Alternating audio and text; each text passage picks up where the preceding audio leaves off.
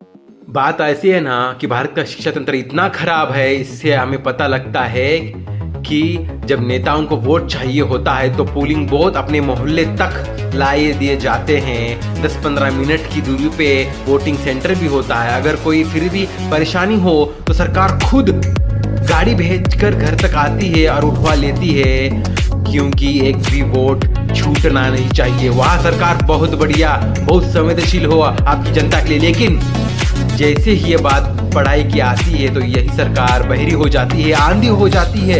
ये जैसे एग्जाम के लिए बच्चों को 500-800 किलोमीटर दूर भेजा जाता है, ना कोई बस की व्यवस्था, ना कोई सरकारी मदद, ना कोई पूछने वाला होता है। पहुंच सकते हो तो पहुंच जाओ तो भी, वरना किस्मत को दोष दे दो।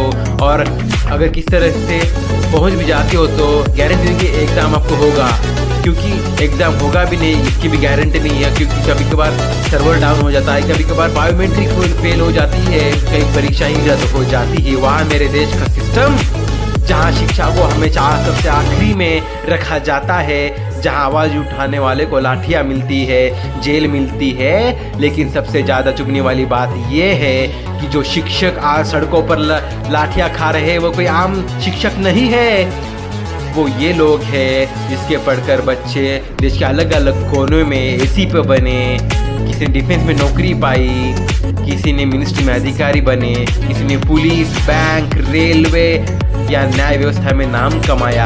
आज उन्हीं शिक्षकों के सिर के ऊपर ये बंडे के दंडे की बरसात हो रही है, सिर्फ इसलिए क्योंकि उन्होंने इस टूटे सिस्टम के खिलाफ आवाज़ उठाई है। तुम वोट दो, तुम जनता हो, तुम सवाल पूछो तो तुम देशद्रोही हो।